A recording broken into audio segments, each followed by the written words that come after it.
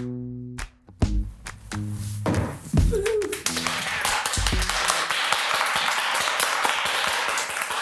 you. Thank you very much.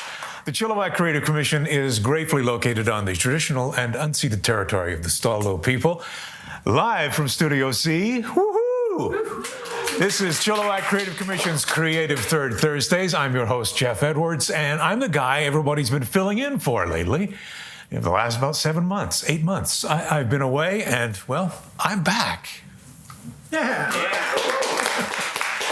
So I am the chair of the Chilliwack Creative Commission's Creative Third Thursdays Committee, and a longtime media personality and creative, and voice actor, and you'll find me at jeffedwards.media and streamworks.ca.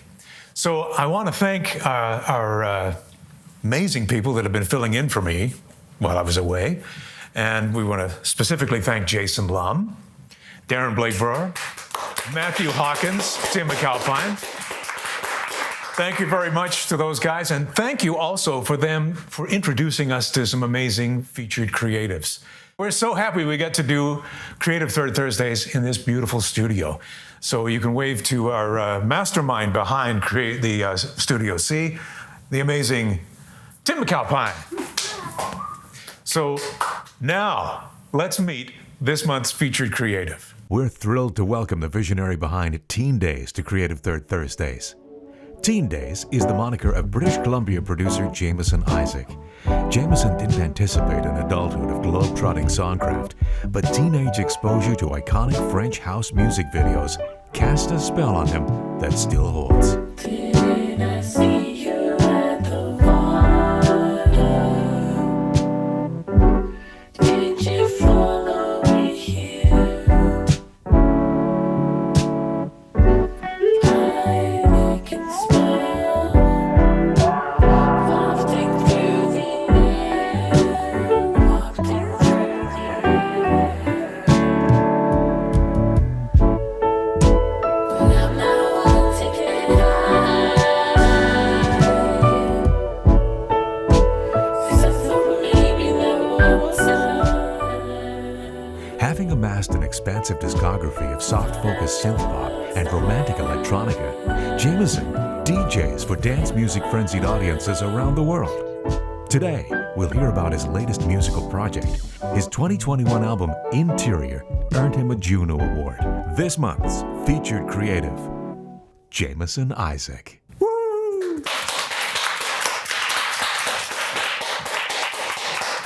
That's your cue, buddy. Thanks Thank you. for coming, man. Thank you for having me. Hi. Hi.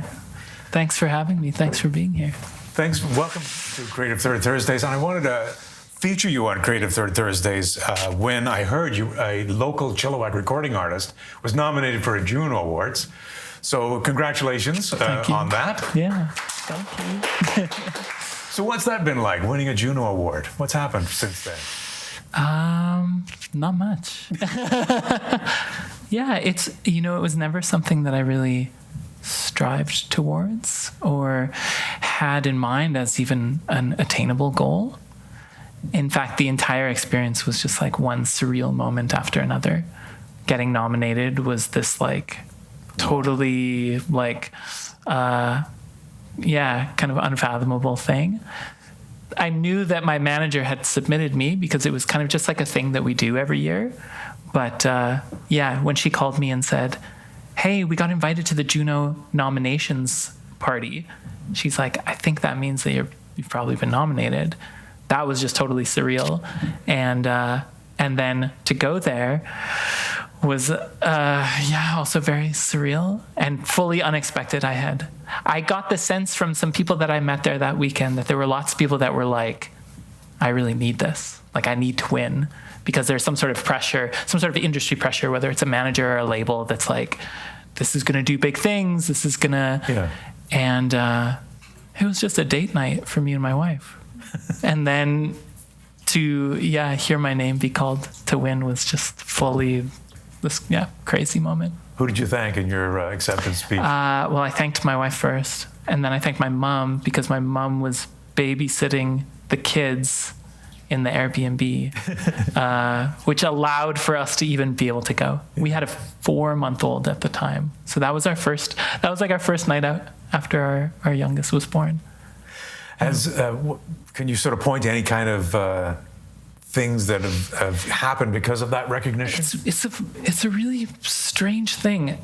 I think that it did more for the people closest to me than anything else. I think there was kind of this like, not even justification, because, you know, I've been doing it now since 2010, but there've been a few moments in my career where things have happened where people in my life that know that I'm a musician, but maybe don't necessarily understand the culture of almost like what you might call like a middle class artist, someone I'm not playing in these massive festivals and I'm not going on these big arena tours, but I'm making enough and doing enough to be able to sustain a living. So to do something like this, where it's a very mainstream sort of like a lot of, the kind of attention that those big artists get, I think it was a real kind of like, it was a moment where lots of people that were like, wow, Jamison's been working really hard at this for a long time. Like, lots of people very excited for me. But in terms of like a career, like a career things, I don't think it doesn't feel it, but it's hard for me I think it maybe is something that changed the way that other people conceive me and this project. And whether that informs their decisions to, you know, whether it's a promoter to ask me to come play a show or, you know, gives you some credibility. Yeah, exactly. Yeah. Which is a hard, it's a very intangible thing because I don't know the mindset for why people are necessarily asking me to do There are a lot of intangibles around being a creative. And like we were talking about this before, about not actually having a job. Right. So there's a lot of intangibles around that. Yeah. So it's an interesting angle. Yeah. So how long have you been doing this? You said since 2010. How old were you when you started then? I was 26. I bet you were in your teens. No, I was not. No, the Teen Daze name comes from a friend of mine when I was in my last year of school, who was turning 20, and for the day before his 20th birthday, they had like a teen day. I missed it. I was working. And I missed out on Teen Day, where they just like kind of like bummed around Abbotsford and did teen things, hung out on the train tracks, I think, and like got Slurpees, just like. And so at the time, I had been making music and recording for ages, but had never really done something that had kind of broken through to a larger audience. And that year of school, I started working on this project that would become the first Teen Daze record. And I just knew there was something about it that felt better than everything else that I'd done. I can't really explain why that was the case, but I wrote a song about that friend and that day and called the file name on my computer Teen Daze, but spelt it Z-E. And then as I finished that collection of songs, I was just like, I think that's the name of the project. I think, so the song, sorry to my friend, the song didn't make the record. I put out 2 of those songs, and 3 or 4 months later, it was my full-time job. Yeah. Wow. But yeah. So what kinds of encouragement led you to make that decision? Well, it was just an overwhelming amount of kind of attention and success. I got a ton of press really, really early on. I had a friend of mine that was kind of already living in this world that was, it's kind of funny to talk about now because the music industry has changed so many times over. And so when I talk about or reference this period of time, it feels like I'm talking about, you know, ancient history in terms of how things have changed. 15 years, you said. Yeah, exactly. So at the time, the way that a lot of these kind of what we would call like bedroom producers or people that were making electronic music outside of the benefit of like a bigger studio, and we're starting to take advantage of a lot of technology that allowed for that to happen, like GarageBand, solid state logic. There you go. Like small interfaces, you know, I met this person that was really in that world, and was making music like that. And the infrastructure around the press around a lot of this music was also very DIY and lived on blogs. So what would happen is these people would make music in their room. They would send it to these bloggers, and these bloggers amassed these huge following of people. And so I had a friend that was kind of in that world. And when he heard this music I was working on, he said, hey, let me just send it to a few people. Is that all right? And I said yes. And it went from like one blog would post a song, and then the next day it would be like 2 blogs had posted it, and then 4, and then 8. And by the end of the week, and it really felt like it happened that quickly, the larger, more established mainstream music press started being like, this is what's cool. So we're going to start paying attention to what's happening here. So I had my music posted on these people's blogs, and 2 weeks later, a site like Pitchfork, which is, this very established indie music media platform, started posting my music. And as soon as that started happening, I started getting emails from managers and labels and venues around North America asking to be involved in some way, asking when a record was coming out. So I hadn't even really finished. Like I said, I was in my last year of school. I finished my degree, or I graduated from school in April. And what was your degree in? I studied theology and philosophy.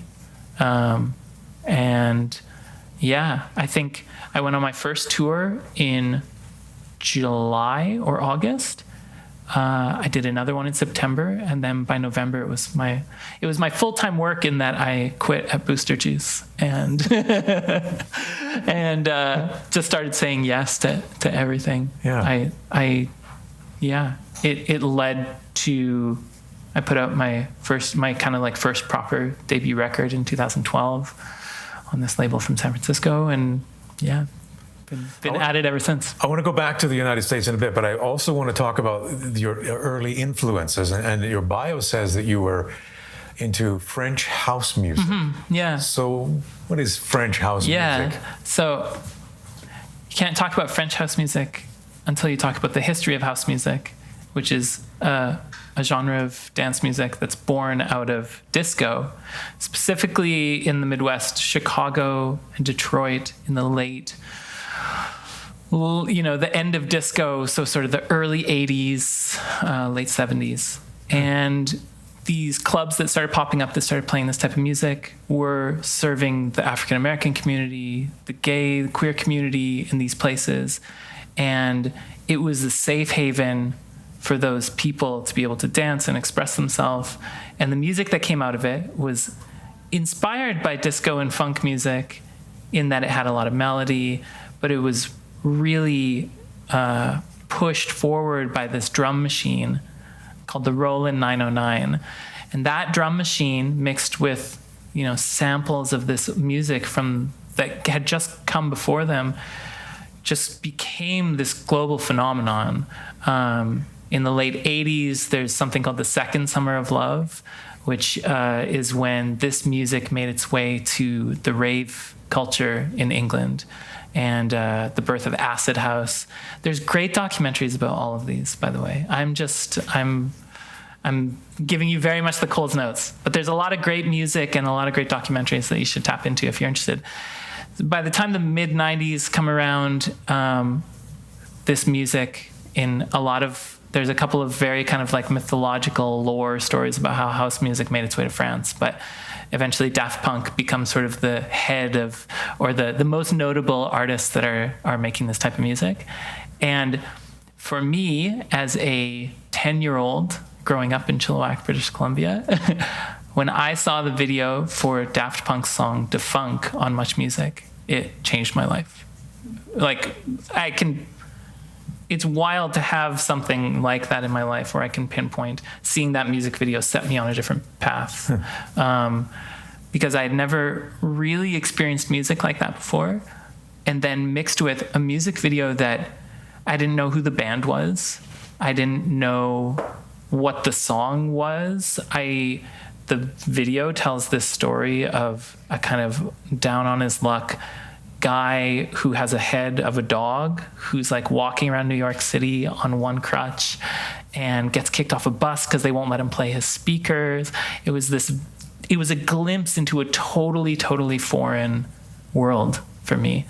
And it kind of kickstarted something in my life that has really stuck with me, which is living outside of the context in which this music that I'm really obsessed with lives.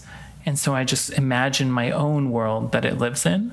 So the album that won the JUNO, Interior, is my kind of full expression of that, of this music that was really popular in the mid-90s, early 2000s in Paris. I just, I was just listening to this music in Chilliwack, BC. I didn't know what clubbing was. I didn't know what life was like in those places. I could barely even tell who these people were that this band Daft Punk was.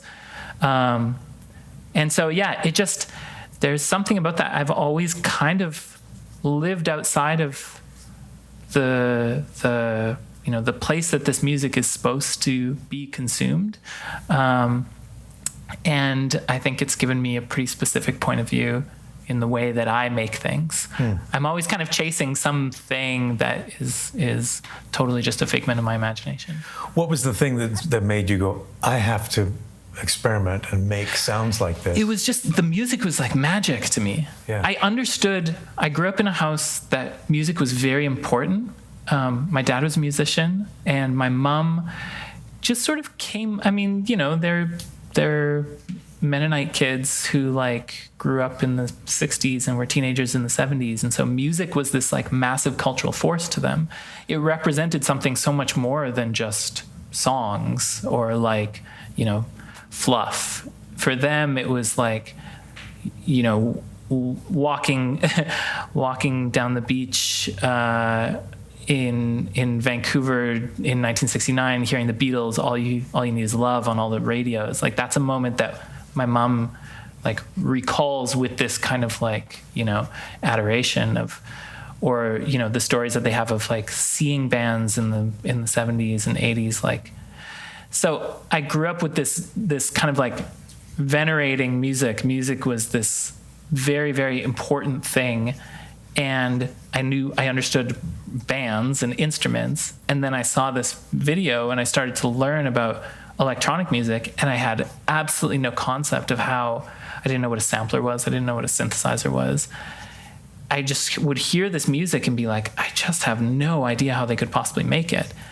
And something about that, it just grew in me. And to this day, I still am. Daft Punk is such a kind of lasting example in my life of a group who I'm just constantly in awe and wonder about how they do the things that they do. I could read every article or book about their process and the way that they do things, and still there's some X factor, there's some magic in what they do specifically that just really, makes me go oh, well, I want to try and do that. Yeah. So you did, and you're self-taught. For the most part. For the most part. Yeah. Okay. So you reverse engineered some things. That's a way to teach you to do it. I mean, a lot of people learned how to build websites by reverse engineering. Yeah. Other, through that whole process those years ago. I'm interested in what was your first equipment purchase? What did you buy first that would help you set you on this path? Was it a synth? Was it a sampler? No, it wasn't. I lived in a computer for so long, it feels like.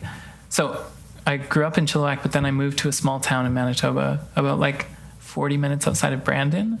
1,500 people maybe. And that's where I spent most of my teenage years. So I was kind of like a healthy version of bored. This is late 90s, early 2000s. I just became so fascinated and obsessed with downloading music and using the internet to tap into those cultures like I was talking about, the context that I didn't understand, that I felt removed. I didn't go to a show until I was in my 20s, probably. I didn't go to concerts. I didn't go to clubs. I didn't do any of that. I just downloaded music. And then in my experience, it's just totally linked with beginning to learn software, music making software on the computer. So, a like illegally downloaded version of some software that I had no concept of how to use, but was just like hypnotized by it. At the same time, this is all sort of happening in my first year of college. And at the same time, I was studying some recording arts classes at the school that I went to. But they were very technical and it was a lot about the science of recording, which is really fascinating. But for me, I wanted to look at a synthesizer and go, well, what can I do to make it serve the idea that I have in my head? A lot of people, I think, get hung up on the science, or kind of the like, I need to know every single thing, and they'll produce these sounds that are really far out, but there's no song or there's no melody. And for me, growing up in a context of, classic rock and listening to the Beatles and Crosby, Stills, Nash & Young, those principles were always kind of at the foundation of whatever I was doing. Harmony and melody. Exactly, yeah. And so I have so much admiration and kind of wonder of these artists that can make things that are really abstract. I have a hard time doing it because I always kind of come back to like, where's the song? Where's the like chord progression? So anyways, long-winded way of saying that, yeah, I started kind of getting my hands on some early music making software on the computer. And I did that for a really long time, really only until I started doing music full time and I could afford to buy, a synth or, I got my first kind of proper drum machine somewhere around the time of starting Teen Daze, my first sampler. And yeah, even to this day, if I'm in a situation where I don't have any of those things, I can still open up the music software that I use now and find some way of making something or getting an idea down that doesn't require any of those things, which I feel thankful for. Yeah. What were some of your biggest challenges and breakthroughs that you've experienced during that self-teaching process?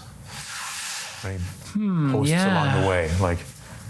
I mean, it's funny to think of. I think I always had a couple things kind of on the go. So I was making music throughout my entire tenure of school, and it probably got in the way. If I'm being honest and I look back, or maybe if you looked at my grades. But I think I was thinking about this a little bit earlier today. I think that was a time in my life where I just had so little distractions. And I felt fortunate to be in a situation where I could work in the summer and it would pay for that year of school. So when I was at school, it was just classes and then essentially just making music. I had friends and was doing things, but even that was all sort of like, all of my friends were kind of in the same boat. They were all making their own music and we were playing on each other's records that we were making.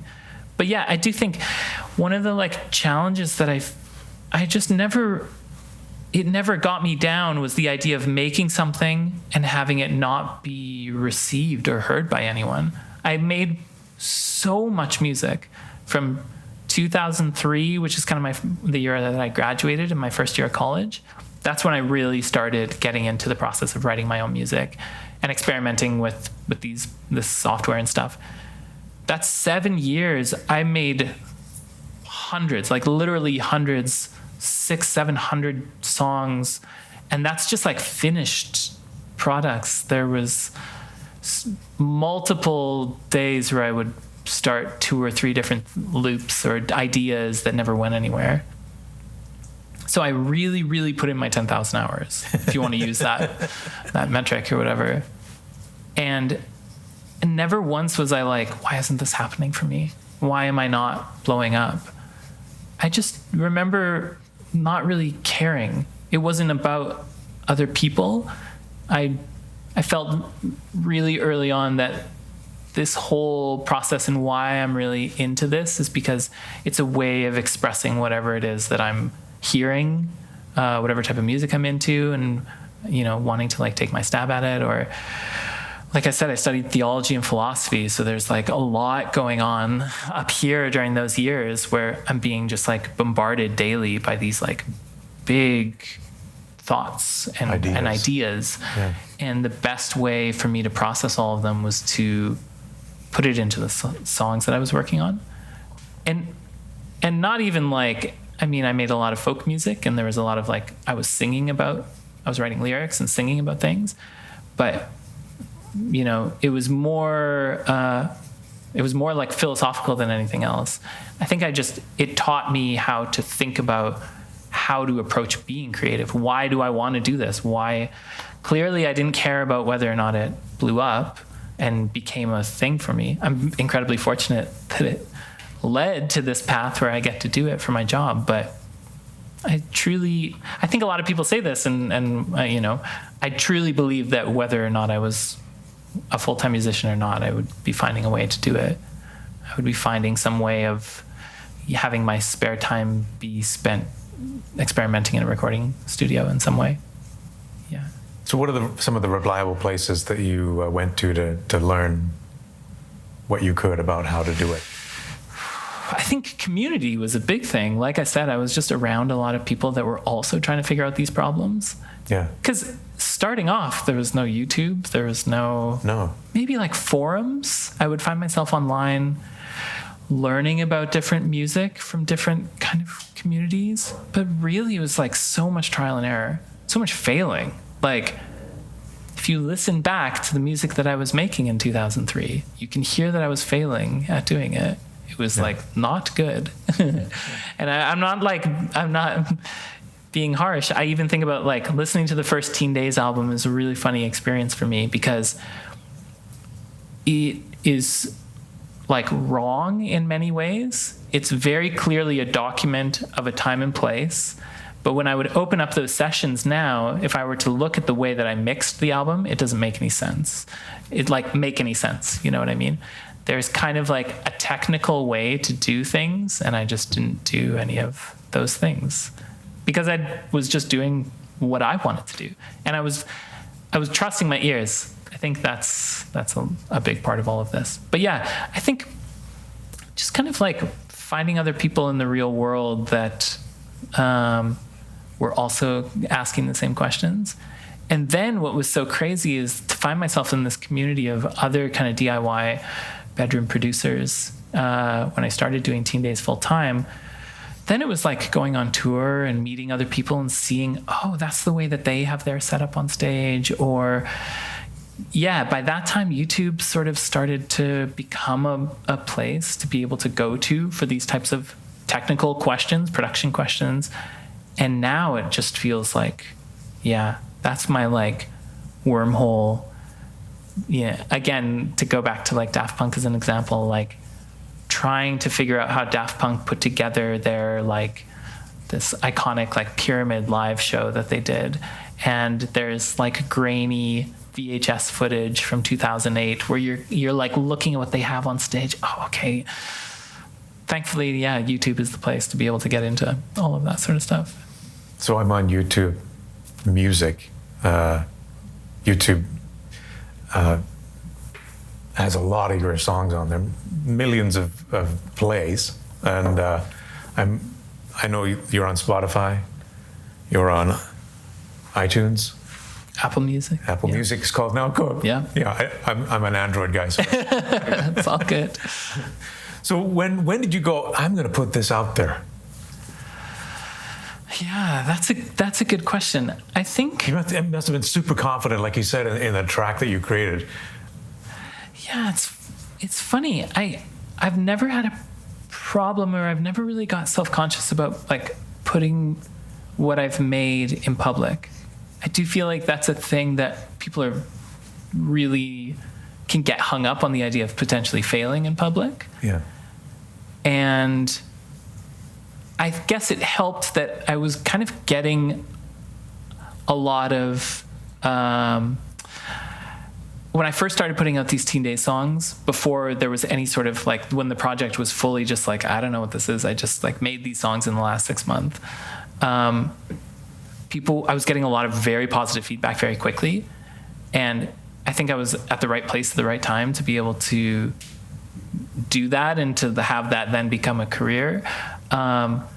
So yeah, I think that kind of gave me this confidence of like, I'm going to just do it. I'm not going to worry about whether or not anyone streams it or if someone doesn't like it. I've also like gotten thick skin over years of putting out music and having it be criticized and judged by people. I've got enough bad reviews of my music in the last 15 or so years that it's like, I don't read the comments and I don't let criticisms really like get to me. So because of that, it's like, I'll share everything. And then you can also look at that nice golden statuette There you've you got go. in your studio. That doesn't that hurt. you wouldn't bring to this interview. Well, I mean, I'm more than a statue, Jeff. I'm talking about his JUNO Award, which doesn't leave his studio. It hasn't yet. Yeah. I understand. So tell me about your DJ career, because you're an in-demand DJ as well. And we were going to talk in May. Right. But you were on tour. I was pretty swamped. Yeah. Yeah. And that was, I think, early on doing Teen Daze and just kind of like living in electronic music, the world of electronic music. I got asked to DJ a lot. And what I realized early on was that the world of touring a live show and playing live every night was really, really exhausting and is a very vulnerable act. There's a lot of things that can go wrong. Don't get me wrong. There's a lot of things that can go wrong in a DJ set as well. But going on stage with live instruments, a human voice, let alone sitting in a van for hours on end to get to a show where maybe there's like 5 people. There's a lot of things that are at play. And I think when everything shut down, when I started to think about going back to whether it was touring or playing live at all, I knew that DJing was something that just felt good. When I thought about getting on stage and DJing, I thought people know what to expect when they're coming. I love sharing music. And I can kind of hide behind other people's music. I really don't play my own music when I DJ. It's just about trying to create an atmosphere and an experience for people. And that to me feels like there's so much less pressure. When I get on stage and I'm playing my songs, I'm like, I can see the people in front of me and I can tell if they like it or not. If someone doesn't like a song I'm playing in a DJ set, I'm like, at least it's not me. At least they're not going like, we don't like this song. Because as I'm sure like every creative person in the world feels like I know that I just said all of this, like, I don't care what people think, but I don't care what people think.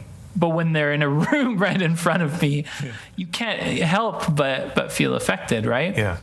So yeah, all of that is to say that I kind of decided, somewhat out of necessities, to just DJ rather than play live, and it's been the best. Where were you playing in May? It's a good question. I played 2 parties in LA, and then I went to Kansas City, and then I played in Vancouver. I played on Salt Spring Island at this little listening bar pop-up. Huh. I think that was it. Yeah. But how do you get to, as a Canadian, work in the States? Yeah. How did that connect? I had a booking agent very early on that helped me file the paperwork to get a work visa. And there's a system for artist visas. The kind of easiest one to get is the P visa. And there's two different kinds. One lasts for a year and then you renew it, and the other one lasts for the length of the trip that you're going on. And there's also one that's called an O visa, and the O one lasts for 3 years. You can live in the States off of it. And my agent at the time helped me get an O visa. So I just renew it every 3 years, which is a bit of an arduous process. It was much more arduous to apply for the first time. But I'm really, really glad that I got it, because now it's just a renewal and that's it. But yeah, it's expensive, and philosophically, I don't fully understand the idea of, the concept that I'm taking the job away of an American artist doesn't really like compute in my brain, but I'm very happy to cross over the border and not have to worry about, whether or not I'm doing it in a legit way. Yeah. Yeah. I know you have a new release coming out. You want to talk about that? Yeah. So I started a side project in 2017 that's called Pacific Coliseum, which is a bit of like there was a thing kind of happening in the world of dance music at this time where people were making reference to very local things. Especially there was kind of like this crew in Vancouver that was doing this.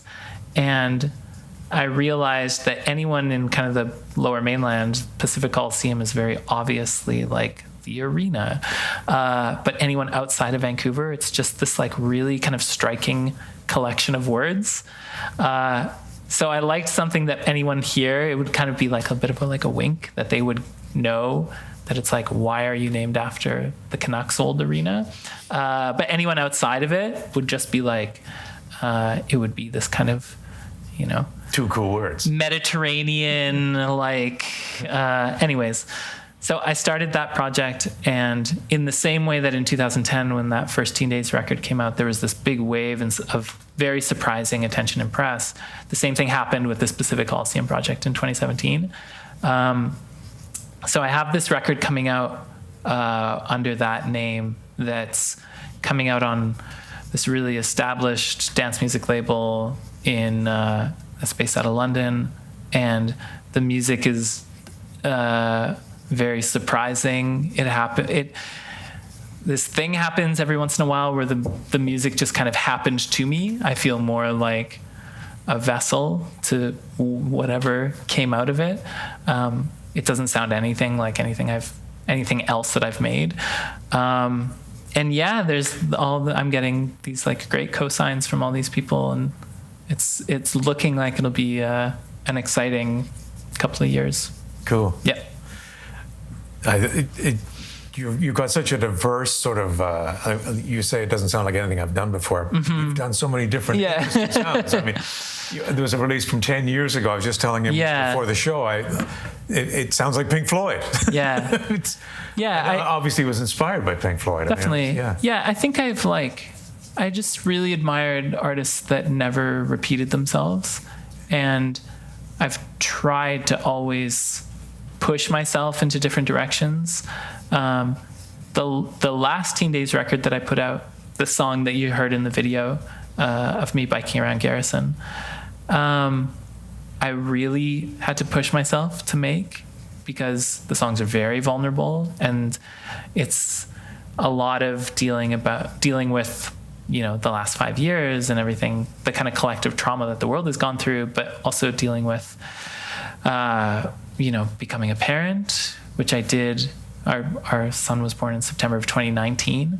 So we were in this cozy little bubble, and then the world shut down, and we just stayed in that bubble for another, year or so.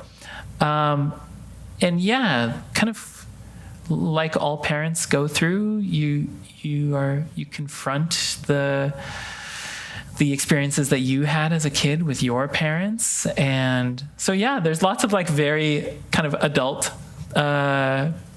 domestic themes on the record. And that's really, as I've, clearly kind of expressed, it's hard for me to be vulnerable in that way. I like to create worlds and kind of live outside of them. And so, yeah, that record I wanted it to sound like I made it at home. I wanted it to be there to be vocals and singing, versus Interior, which was like I wanted you to hear it and not have no idea who I was. I didn't want me on it. Let alone, that Pink Floyd record that we were talking about. For whatever reason, I was just like, in 2014, was like, I want to make like a psychedelic pop record. And because of the situation that I have where I record everything myself. I have a home studio set up. I can just do whatever I want. And let's throw this paint on the canvas. Exactly. Yeah. And I'm very thankful to have always worked with people that don't care. They're like, we're fans of you. You just do whatever you want and we'll find a way to get it to people. So, yeah. And again, very thankful for that. Cool. Yeah. How can people get in touch with you? How do they find where your tunes are? I think the best way is probably on Instagram right now. I tend to be the most active in sharing what I'm doing there. If you're interested in getting really into the psyche of what's going on inside my head, I have a Substack called Enjoy Music. Okay.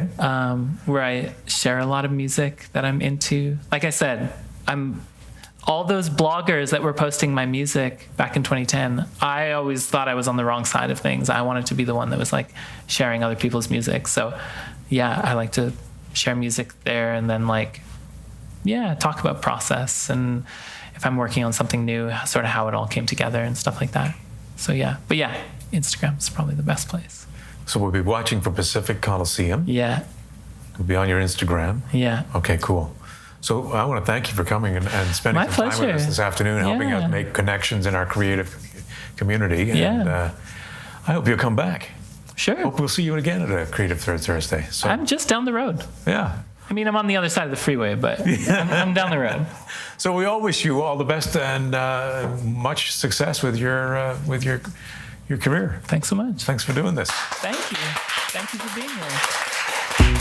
Teen Daze.